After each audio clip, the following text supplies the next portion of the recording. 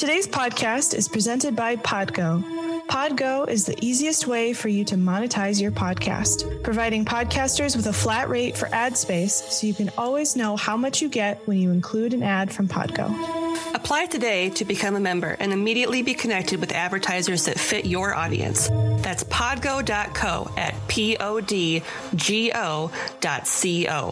And be sure to add our podcast in the How Did You Hear About Podgo section of the application.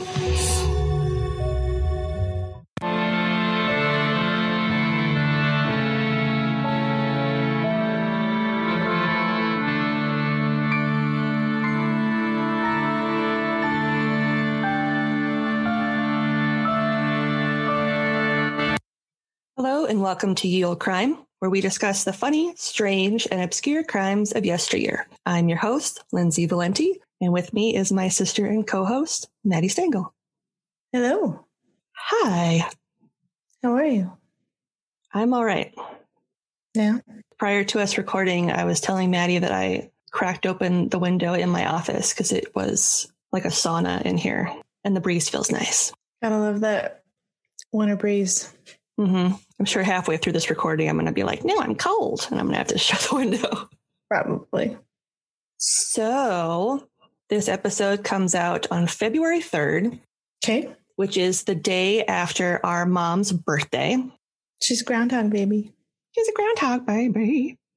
So in honor of her birthday, we let her pick what this week's topic is. And the topic is Elisabeth Báthory.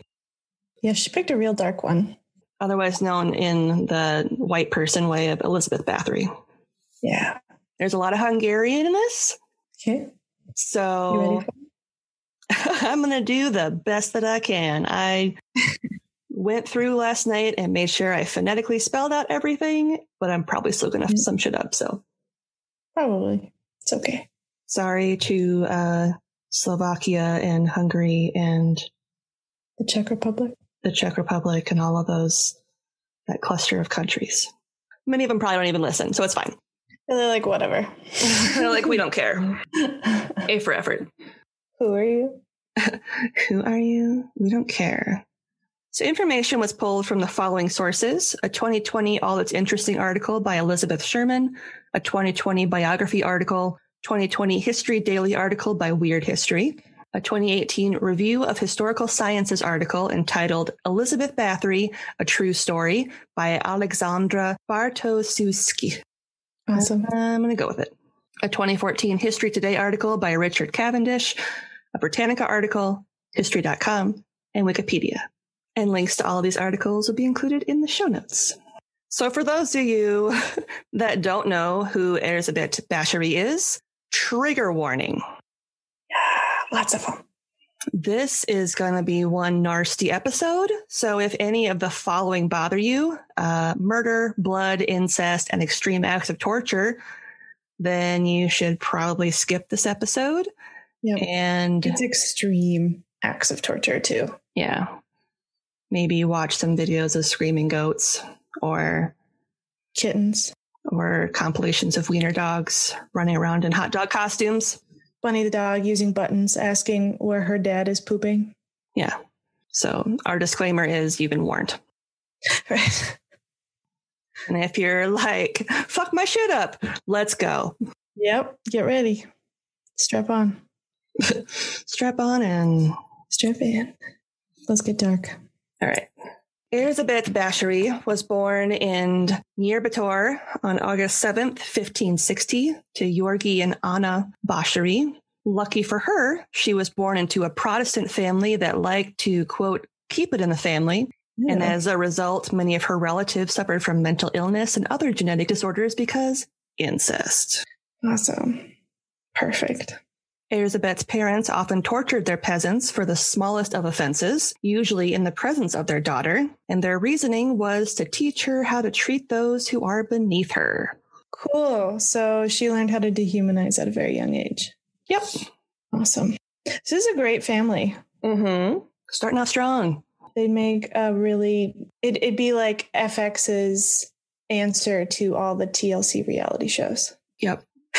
the extreme other side of the spectrum. Right. So fortunately for her, she was a stunning beauty. Noted for her lithe frame, creamy complexion, and luxurious raven hair, she was also, surprisingly, fiercely intelligent.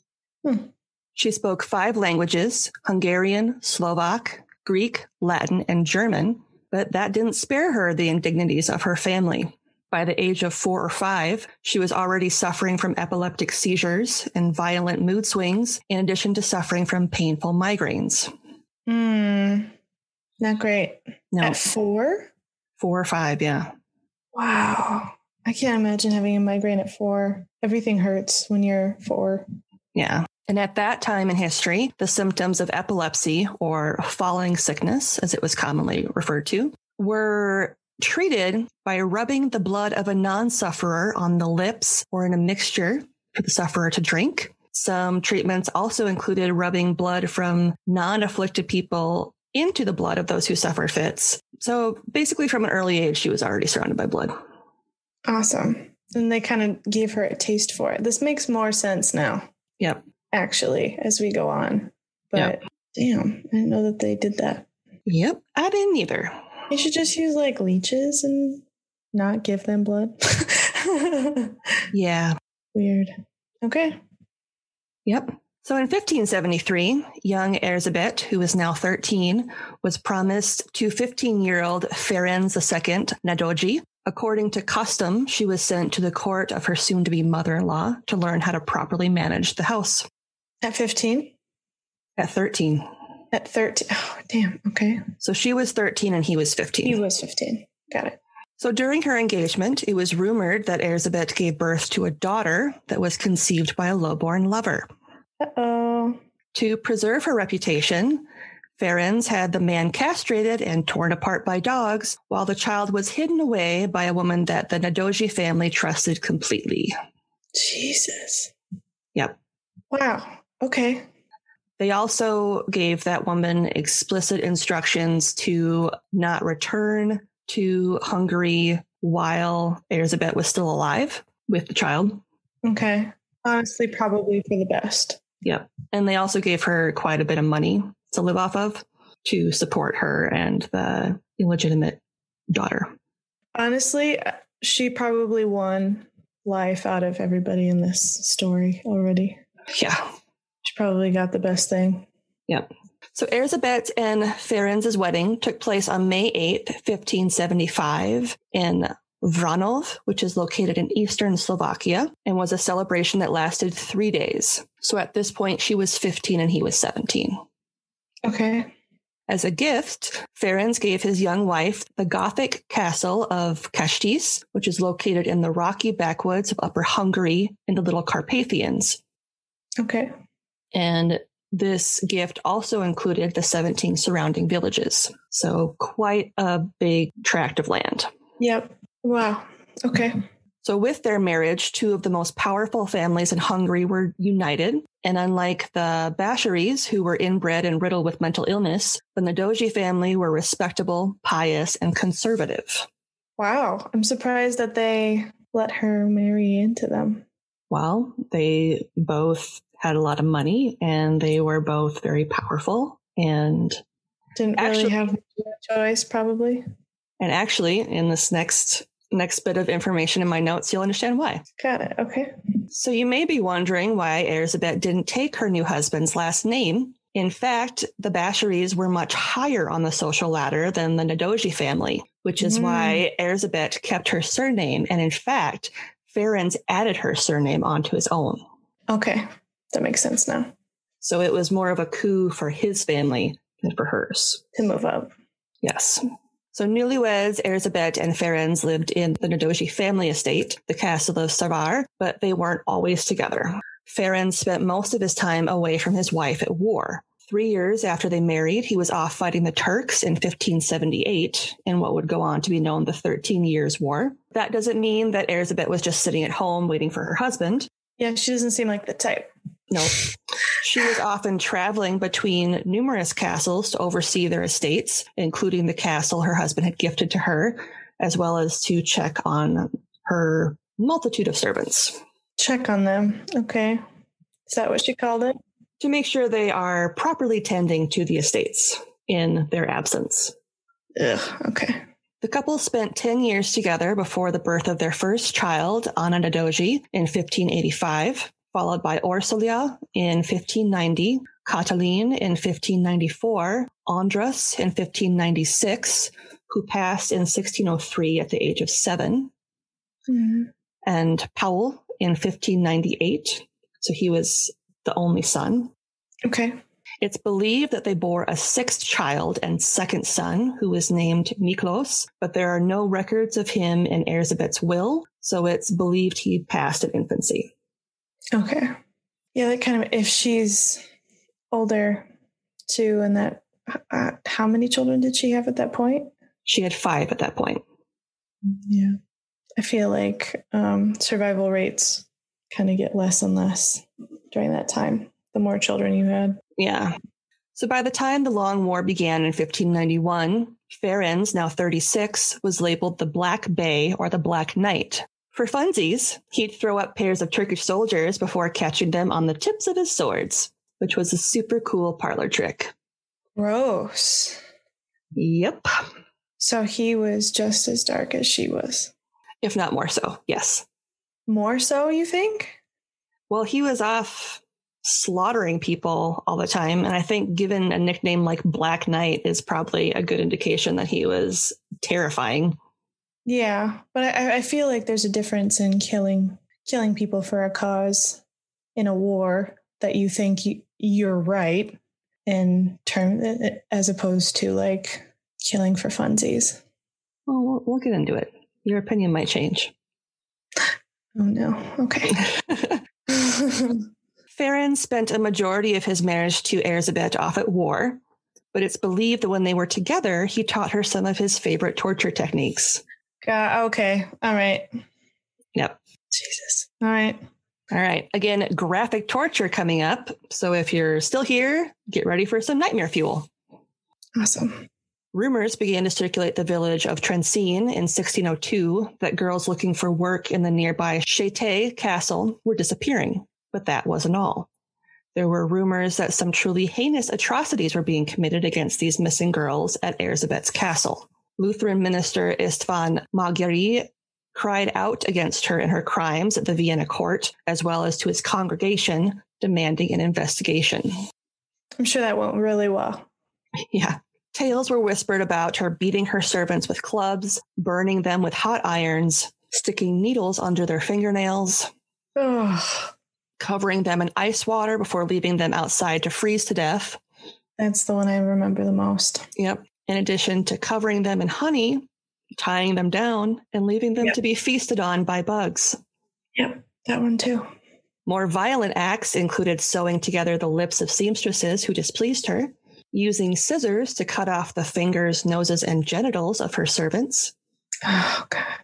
In addition to biting off chunks of flesh from their cheeks and breasts. Mom, why did you pick this story? Why? Yeah. We're almost done with the torture part. Okay. One of the most famous rumors was that she bathed in the blood of her victims in order to maintain her youthful appearance, while others claimed she regularly indulged in cannibalism and consorted with the devil. And that is the end of the torture stuff. So just that chunk. It shouldn't get gross after this. But I have already forgotten. The bugs remind me of that one X-Files episode with like the fire ants. Yeah. That would like eat the people in like seconds. Yeah. No, thank you. I saw that as a kid and I never, ever, ever, ever, ever, ever will forget it. Yeah. Yeah. Cool. Unfortunately for Elisabeth, Ferenc died on January 4th, 1604 at the age of 49. The official cause of death was listed as injuries he sustained during combat several days prior, but the locals believe that Elisabeth played a hand in his demise. Huh. Okay.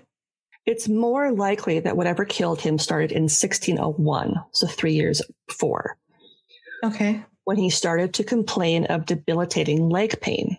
Think he got gout? I don't know, but by 1603, he was completely disabled. Heart disease is a bitch, man. Historians believe that it's likely he died as a result of mercury poisoning, which at that time was used as a means to heal venereal diseases. Oh. Yeah. Fun. Yep. Fight poison with poison. Mm-hmm. Witnesses began spreading rumors that Elisabeth was luring 10 to 14-year-old peasant girls to the castle in hopes of work with the actual intention of murdering them before setting her sights on the young gentry who were sent to Széta for education in good manners and courtly etiquette. Following Ferenc's death, Elisabeth moved permanently to the Gothic castle in Hungary that he had gifted her upon their wedding. And a year later, upon the death of her brother Stephen, who died at the age of 50, she inherited Devon Castle, which was located on the Austrian border. Okay.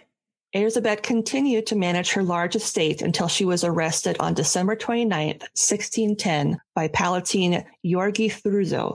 Elisabeth and her accomplices Dorocha Szentes, Ilona Jo, and dwarf Jan Uvary were accused of beating, torturing, and murdering noblewomen. And I couldn't find a concrete number anywhere because all of my sources kind of conflicted. Okay. So the range could be as low as 30 or as high as 80. So it's a crime now because she's murdering noblewomen. Yes. Real people. Yes, that is the accusation. Got it. Elisabeth's accomplices and the Countess refused to admit to the crimes, but her servants did admit to burying multiple victims during their trials on January 2nd and January 7th of 1611. Dorocha and Ilona were burned alive, while Jan was beheaded and then thrown into the fire. It's not known what happened to the other woman, but it's believed that she was in prison for life. Okay. Clergy tried to force the Palatine to add witchcraft to the charges, even asking the witnesses to testify under torture, which is a super Christian thing to do. Right. Especially since they've already been tortured to this point. Yep. Elisabeth wrote letters to King Matthias II begging for an acquittal, and records show that he demanded further investigations be conducted. In July and December of 1611, testimonies of 336 additional witnesses were added to the files of the case. That didn't go as planned for her. Of those interviewed, more than 250 gave conflicting information or no information at all. Awesome. In fact, many of the additional witnesses were tortured into giving testimony. Cool. Those poor people never got a break. No. Elisabeth, fearing a conviction, wrote a will on July 31st, 1614, in which she left everything to her children. Just a month later, on August 21st, 1614, the Countess was found on the floor dead at the age of 54 in one of her chambers. She was buried 3 months later in the crypt of the Kastis Church on November 25th, 1614.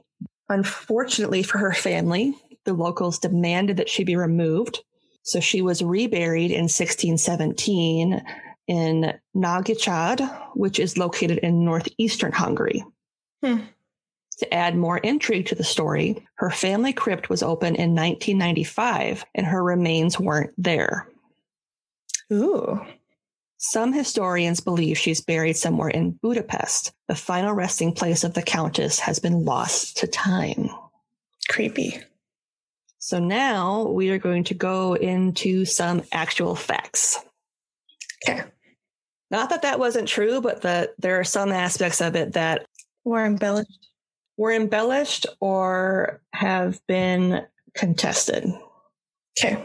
After her death, numerous charges and supposed details of her life came to light. Just some of the rumors that were circulated include that she was syphilitic from all the inbreeding in her family, that she had an incestuous relationship with her Aunt Clara, and was the most prolific serial killer in history whose crimes inspired Bram Stoker's Dracula. Yep, that I knew. Yep. I cannot talk today. There are many reports that Elisabeth was a cruel mistress who tortured her servants in some of the most depraved ways imaginable, as we discussed earlier. Mm-hmm. However, it would have been foolish to kill off her help, as the cholera epidemic was doing a good job of that all on its own during that time. and she needed people to work, especially given the fact that she had so many properties to manage. Fair enough. Can't keep killing the help. Yep. Well, you get more and more property. Yep. Rumors circulated that she performed sadistic acts against the daughters of rich families who were sent to live with her from time to time to learn the ways of the Hungarian court. But if this was truly the case, it would have quickly been brought to light and investigations would have been conducted immediately, not after 6 years. Yeah. In regards to the rumors that she bathed in the blood of virgins, one bath alone would have taken the blood of 30 victims. And this supposed act wasn't actually mentioned until just over 100 years after her death by Laszlo Töröcsi. And it also wasn't until several years after her death that the rumor she killed as many as 650 servants and young nobles came to light, which marked her as one of the most prolific serial killers in history and landed her in the Guinness Book of World Records. Awesome. Many historians believe that the trial itself was merely a spectacle to destroy the power of the Báthory family. Palatine Thurzó preyed on the suspicion and fear of the locals and used it to his advantage, weaving tales of abuse, witchcraft, and murder. Because that's fun. Yeah. In fact, Elisabeth was very passionate about healing, which makes sense given that she had, epilepsy and all this stuff. And was a sick kid all her life. Yep. So much so that each noblewoman that resided in her castle was required to learn basic anatomy and simple healing practices. It was when she hired Anna Darvulia, who was a healer and midwife from Vienna, that rumors began to spread that she had brought a witch into her household. Anna's actual specialties were surgery, cutting out tumors and birthmarks, bloodletting, and cauterizing wounds with hot irons. She treated fevers by alternating hot and cold baths and bubbles, and had infected items removed, such as tissue, boils, and abscesses. Since I'm assuming anesthetics weren't a thing at this time, I'm sure all of this was extremely painful, which could have been the cause of the tales that she was torturing servants. Yep, that would make sense. In regards to the deaths of virgins, there are well-documented cases of plagues and typhus taking the lives of several women during this period of time. In fact, 8 women died within 1 week in 1610 alone in Kastis. It was impossible to pin these deaths on the Countess, however, because at the time, Elisabeth was in Vienna with one of her daughters. Okay. Palatine Thurzó claimed to have caught the Countess red-handed committing a heinous crime, but in reality, he came upon the scene of a young woman being treated after a mauling by a wild animal. It was noted that Elisabeth did not plead guilty and was not allowed to offer testimony to her innocence. Even though she wasn't formally held in custody, she wasn't allowed to leave the castle, which in itself was unprecedented at that time in history. Rumors state that she was bricked into her room with only slits for air and for food. Yep, I remember that. But she was actually allowed to wander freely in her castle. She just couldn't leave. Okay, so it's kind of like house arrest, essentially. Yes, she was basically the medieval form of house arrest. Ye old house arrest. Yep. It's most likely that Elisabeth's trial and eventual downfall was all a political ploy by the Habsburgs family in an effort to reclaim control over Hungary. At that time, the Báthory line held the majority of control, and in fact, Gabriel Báthory planned to unite the country once again after he became the Prince of Transylvania. Given the land that Elisabeth inherited upon Ferenc's death, Gabriel would have easily been able to secure safe passage between Hungary and Poland in efforts to unite the kingdom, and that was her nephew. Okay. Of course, as with all things, money was also a factor. See, at that time, King Matthias II of Hungary actually owed Ferenc, and then later his wife Elisabeth, quite a bit of money. Oh. And in the 17th century, the royal treasury was able to claim the property of anyone convicted of a crime. Okay. See where this is going? Yep. If a noble was found guilty of, say, murder, they'd be put to death, and their fortune would then be the legal property of the royal family. So if the plot to have her convicted of murder and put to death had gone through, he would no longer be indebted to her and could take over the vast fortunes and land that she owned. And she pretty much owned most of Hungary at that point. Wow. Yeah, that sounds like a pretty good political move, honestly. Mm-hmm. So say what you will about her, but Elisabeth was smart. And I'm sure she had an inkling of what was being plotted against her, which is why she wrote up a will, leaving everything to her children, which is something that would negate the law that allowed the Hungarian king from laying claim to her fortune. Good on her. Fortunately for Elisabeth, prior to her husband's death, he had implored Palatine Georgi Thurzo, which is the person who was prosecuting her, to care for his family after his passing. So even though the Palatine believed in her guilt of the crimes she was accused of, he was able to prevent her from the shame of a public trial by having her imprisoned in her castle and having her not testify. That's nice. So even though it is likely she did torture her workers to an extent, because that was still a common practice at that time. And what her parents did. Yep. It's hard to believe that anyone, no matter how powerful, could hide the murder of so many people over the span of 6 years, and we'll never know for sure what truly happened and if Elisabeth was the bloody countess she was painted as. That's interesting. I didn't know that there was so many other side things. Yeah. It makes sense. You would think if she was killing all these like young women left and right all the time, that their parents and their families are at some point would rise up. Mm-hmm. So, yeah, I thought the political aspect of it was very interesting because that's something that I feel wasn't really talked about. And I had to really kind of piece it together from all those sources because there were a lot of, even like the date that she wrote her will, in one spot, it was a different date. But I kind of went off the date that was listed in 2 sources because I figured if it was backed up somewhere else, it was probably more likely to be that versus the other one, which put it as sometime in August.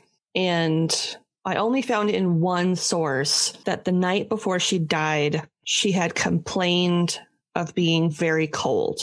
Okay. And I don't know what that means. If she had like a fever or something, if she had gotten sick from something. But I know one of the guards that had to make sure she adhered to her house arrest was like, well, why don't you just go lay down, and then the next day she was found dead on the floor. Yeah, that sounds like a fever or some sort of. And who knows, maybe she had another seizure and it was just bad enough where it took her life. So, yeah, because it didn't really say after the age of 5 how many more seizures she had, like how often she had them.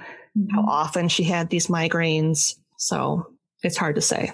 I doubt that's something she would have been like, dear diary, today I had another seizure and my head felt like it was split into 2. So, yeah.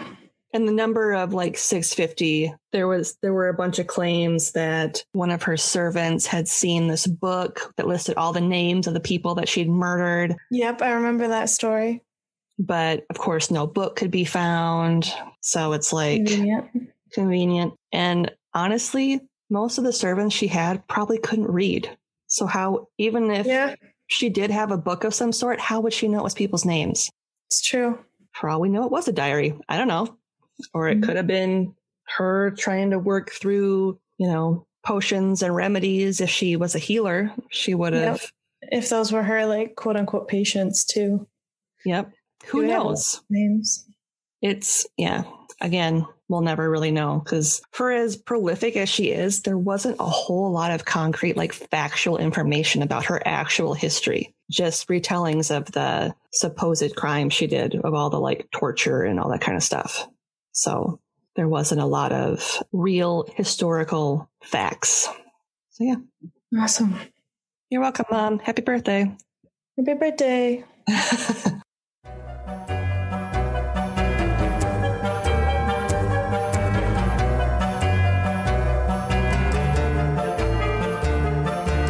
Welcome to Terrible People Doing Terrible Things. I'm Laura, and I'm a true crime and horror addict who enjoys researching dark and twisted stories. And I'm Amanda, and I'm a licensed psychologist who enjoys studying the worst of humanity. If you enjoy reading about serial killers, cults, unsolved murders, and nuns, and learning about the psychology of narcissists, necrophilia, and fetishistic disorder, Then check us out at Terrible People Doing Terrible Things, available on all major podcast apps.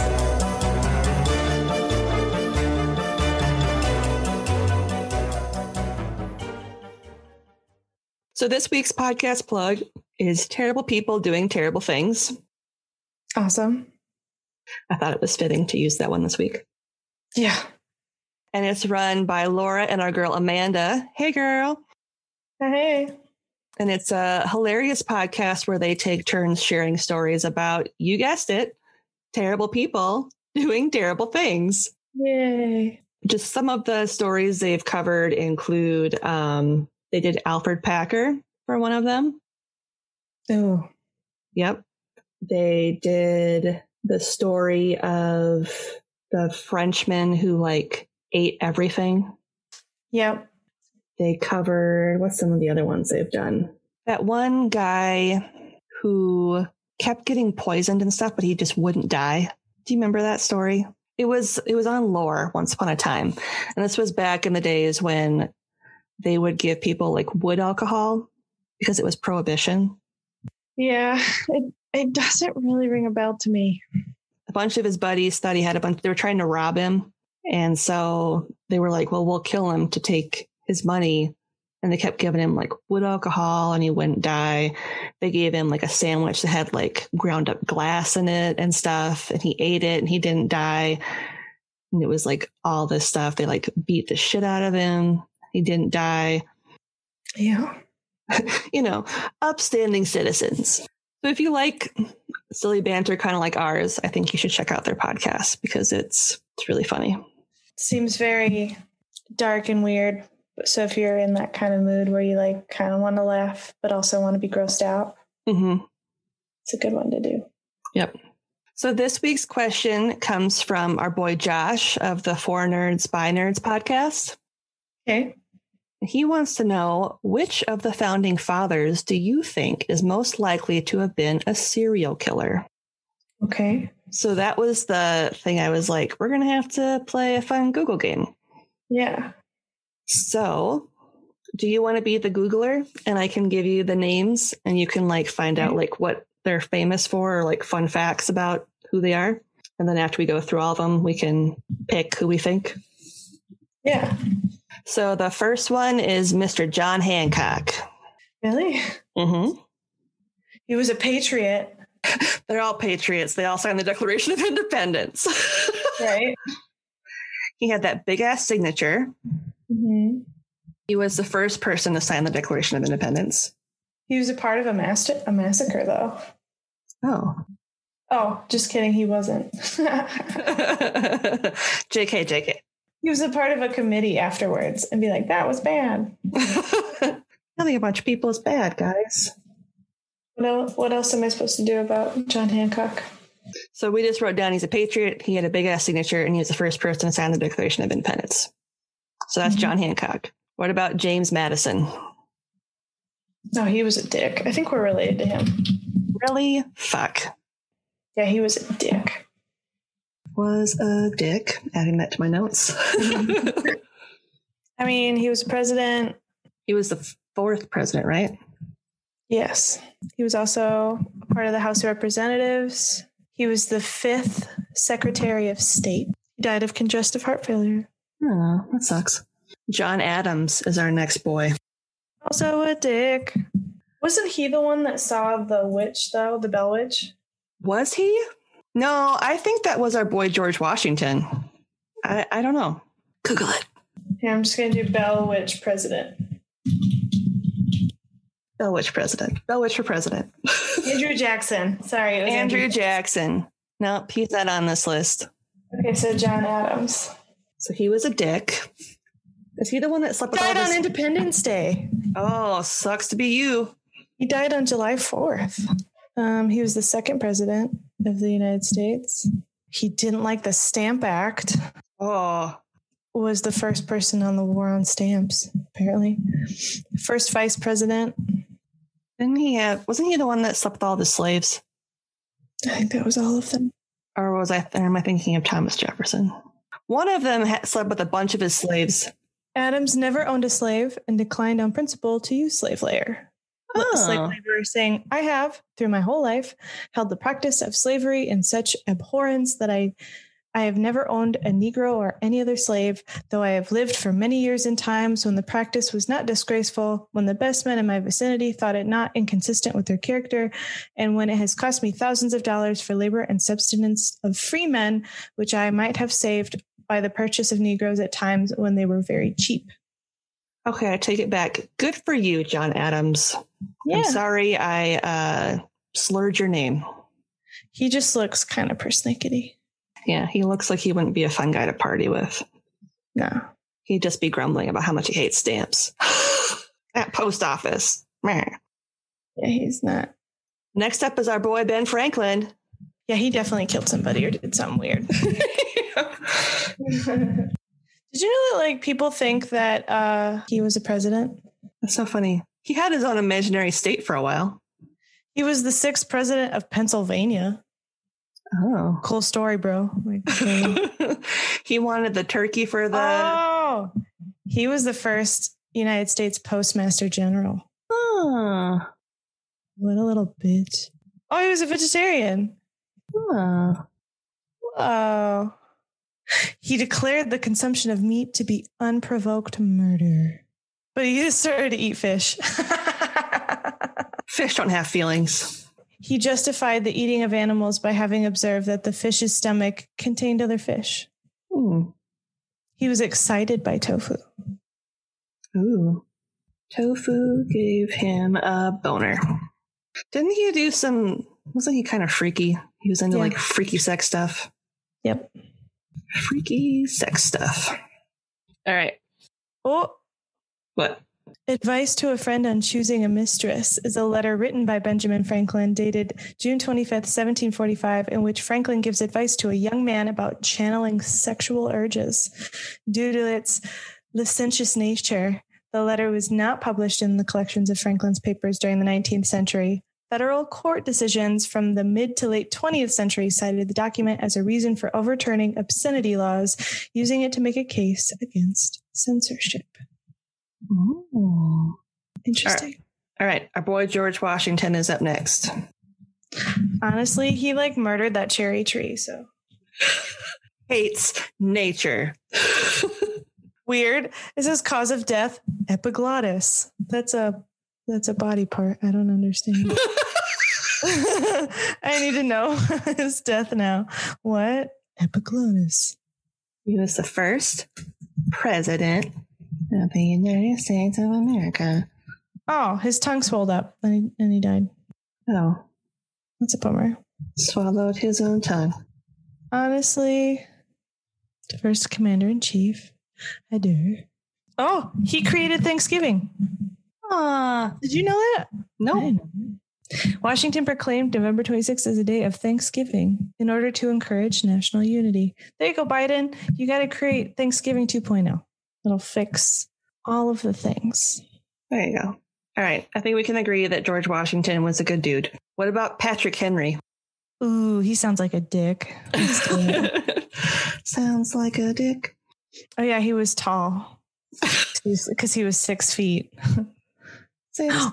Oh, sad. Washington only had one tooth when he died. Aww. I don't know why, but that just like, oh, he was also an excellent dancer. Aww. Excellent dancer. I'm really liking this. I'm just going to start looking at everyone's favorite grandpa. Yeah. I only had one tooth, but I can move my feet. All right, Patrick Henry. Patrick Henry was 6 feet tall. Sounds like a dick. Oh, no. Washington was 6 feet tall. Sorry. Oh, he was. Damn. Yeah. Wow. Patrick Henry in his little picture looks surprised. Like he's like, ugh. You're taking my portrait? Ugh. Ooh. He was notable for his inflammatory rhetoric against the Stamp Act. Ooh, so he was not friends with fucking Ben Franklin. This is my new favorite question. I'm glad I didn't Google any of this stuff. This is fun. He was a governor twice. All right. What about Thomas Jefferson? Ooh. He was the third president, wasn't he? He is the one that had slaves, right? Yeah, most of them did. This guy, Patrick Henry did. He was the third president. He also died on Independence Day. Oh. Did he and John Adams have a suicide pact? Apparently. I love how I'm just starting rumors about Thomas Jefferson and John Adams. Historical reputation. Let's see if there's something. He went to the College of William and Mary. Like, this is our college. He looked good in wigs. Not bad. Had a nice wig. So a lot of people didn't like him. He was $100,000 in debt before he died. Damn, son. He died on the 50th anniversary of the Declaration of Independence. His last words were, "No, doctor, nothing more." But his final significant words are often cited as, "Is it the 4th?" You fucking would. All right. Our next up is Alexander Hamilton. I don't know the raps. I haven't seen it either. Maybe we should live watch it together sometime. No, I don't. I don't like musicals. That would kill me. I know. I don't. Well, he was murdered. Does that count? Was murdered. By a gunshot wound. Duel with Burr and death. Ooh, he was a child in the Caribbean. Look at him. His first child died in a duel. His last child was called Little Phil. And he was named after his older brother that died in the duel. Aww. What a bummer. You're a bummer, Alexander Hamilton. Why do they pick you? The Panic of 1792. Yeah, I don't know. It's fine. All right. What about Thomas Paine? Ooh, there's pain in the name. Oh, he's handsome. Handsome. He's got a friendly looking face. Secular humanism. Oh, he's the one that wrote something, right? Common Sense. Oh, Common Sense. That's right. Mm-hmm. Which crystallized the sentiment for independence in 1776. Ooh. He signed it anonymously as an Englishman. Mm-hmm. He loved the French Revolution. He just loved freedom. Yeah. He was like, screw you guys. Freedom's the shit. I love freedom and fries. He was imprisoned in France. Ooh, he called George Washington incompetent and vain and an ungrateful person because he wouldn't help him in prison. Mm-hmm. Oh, he's got a funny little death mask. Hey. What about Samuel Adams? He was buried under a walnut tree. Ooh. He's more of like a me. Oh, he's pointing at something. He's like, look at that. What a weirdo. Look over there. What's that? I almost spit up my coffee everywhere. What's that? What is that? Stain on my new paper. What's over there? He was also part of the Stamp Act. Tea Party. Oh, hey, Sam Adams. Okay, who's next? Sam Adams is boring. Okay, boring. Richard Henry Lee. Boring. Sam Adams is boring. He just has beer. Boring. He has no musical. Has beer and no musical. President of Congress. He has nothing. He was in a musical, 1776. Was it about Independence Day? We're free, we're a country, music, dance. Yep. He performs a song called The Lees of Old Virginia, in which he explains how he knows how he will be able to convince the Virginia House of Burgesses to allow him to propose independence, and celebrates his own status as a Lee, one of the first families of Virginia. He's presented as vain, not bright, and was just the comedic relief. Bummer. Nice. He was a dummy. There's no murder. Okay. What about John Dickinson? Dang, he had 13 children. What? 13 dumb children. His resting place is the Burnt House Fields. His family had a tobacco plantation. Wow. He was the president of Pennsylvania and Delaware. He seems kind of boring. Boring? Okay. He prepared the first draft of the Articles of Confederation. The articles he drafted were based around the concept of a person rather than man. All right. What about James Monroe? He died of tuberculosis. Fifth president of the United States. His presidency was the era of good feelings. Oh. Yeah. The Panic of 1819. Oh, God. It was the first major depression to hit the country since the ratification of the Constitution in 1788. Oh. It was part of the aftermath of the War of 1812 and the Napoleonic Wars. What about Roger Sherman? He looks very crotchety. He was the first mayor of New Haven, Connecticut. He married 2 times and had 15 children. Jeez. Dang. He was a shoemaker and went to Harvard. What about Benjamin Rush? He was a doctor. He was against murder, like capital punishment. Every man possesses an absolute power over his own liberty and property, but not over his life. The punishment of murder by death is contrary to reason. Punishment of murder by death is contrary to divine revelation. So he was like, don't kill people. He died of typhus. Yeah. He helped reconcile the friendship of Jefferson and Adams by saying they should write to each other. Yeah. Friends. Adams and who? Jefferson. Aww. Oh, no. He used mercury for mental illness. Ew. Bummer. He pioneered the therapeutic approach to addiction. Who's next? George Mason. How many of these do we have? There's 2 more after this. I was like, good God, there's so many founding fathers. I had no idea. Jefferson used one of his articles in drafting the Declaration of Independence. He paraphrased. He stole. He said he made the minimum age of a congressman to be 25 because he thought that men younger were immature. John Marshall. He was the 4th Chief of Justice. He was born in a log cabin. Wow. 2-room log cabin. Marshall's opinions were workmanlike and not eloquent or subtle. Perfect. The Liberty Bell was rung following his death, and a widespread story claims that this is when the bell cracked, never to be rung again. Way to go. Fucking lame-ass ghost cracked the bell. John Jay is the last one. Ambassador to Spain, 1st Chief Justice, 2nd Governor of New York. He was a peace commissioner. He's got a stamp. That's all I got. All right. So of all of those people that we just researched, and by we, I mean you, who do you think could have been a serial killer? Franklin. What about you? I feel like it could have been the doctor. You think? I mean, Benjamin Franklin's the obvious one, the obvious choice. Yeah. He was a weird dude.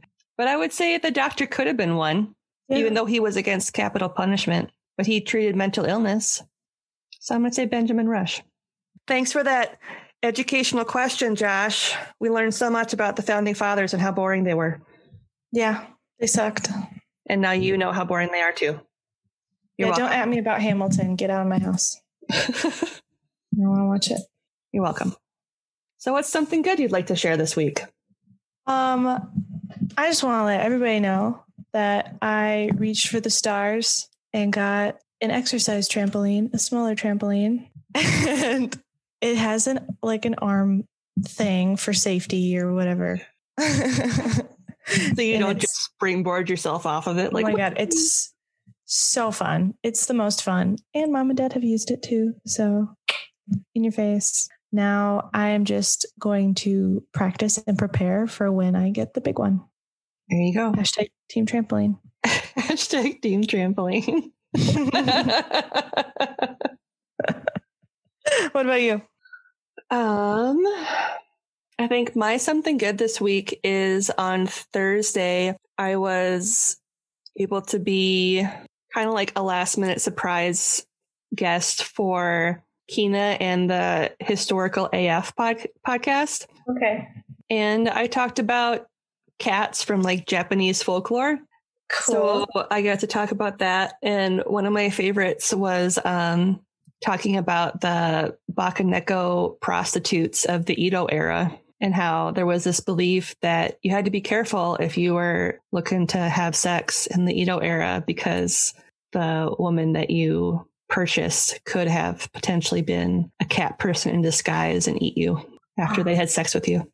Oh, no. Not the cat people. Not the cat people. So I thought that was funny. So I'll include a link to the episode in the show notes. It'll be out by the time this comes out. Cool. You have to send me the link. Mm-hmm.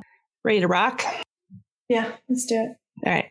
You can find us online at yeoldecrimepodcast.com. We're on Twitter at yeoldecrimepod, on Instagram at yeoldecrimepodcast. We are on YouTube. I keep forgetting to mention that. It only took me the 36th episode to talk about it. So if you like just having everything in a playlist playing in the background on YouTube, which I do sometimes, go ahead and subscribe because we are there. Mm-hmm. You can email us your questions or whatever you want at yeoldecrimepodcast@gmail.com. A great free way to support the show is to leave us a 5-star rating and review. And this week, the review comes from Classical Glaza, who is one of our friends. She does the Classical Adventures for One podcast. And her review is short and sweet. It says, fun hosts, 5 stars. Definitely well researched and a lot of fun to listen to. Except for like that whole excerpt on precedents. I kind of messed that up. That was boring. Not I hated well it. researched. Sorry. That was called skimming. Don't review that. Thank you, Glaza. Yeah, thank you. Very nice. If you would like to support us financially, you can do so with a one-time donation at Buy Me a Coffee. We are still in the process of trying to raise $300 to purchase new audio equipment and have currently raised $259. So we're just $41 away from reaching our goal. That's so cool. Thank you, guys. So once again, we'd like to thank Emily from Drink Drunk Dead, Kara, Christina from Crime Lore, Bernadette from Murderific, Mark, Indie Drop-In, Madeline from Crimatorium, Glaza from Classical Adventures for One, Brad, Shannon and Christina from One Crime at a Time, Carol, and Paul and Ryan from Cold Collars Comedy Podcast. Awesome. You can also support us on Patreon. We have a $1 tier that we've added this year, which will get you ad-free early access to all of our episodes. And then obviously, the higher up in the tiers you go, the more benefits you get, like being able to see outtakes of our beautiful faces. So beautiful, especially right now, at this very moment. Yeah. You can also support us by purchasing some merch at our TeePublic store. Hey. And I don't know when the sales are in February yet because I haven't gotten that email. So stay tuned. Stay tuned. Chances are there will not be a sale by the time this episode comes out because usually they're not the first week of the month. But I could be wrong. And if I am wrong, you'll see it on social media. With that, as always, I'm Lindsay. And I'm Madison. And we will see you next time with another tale as old as crime.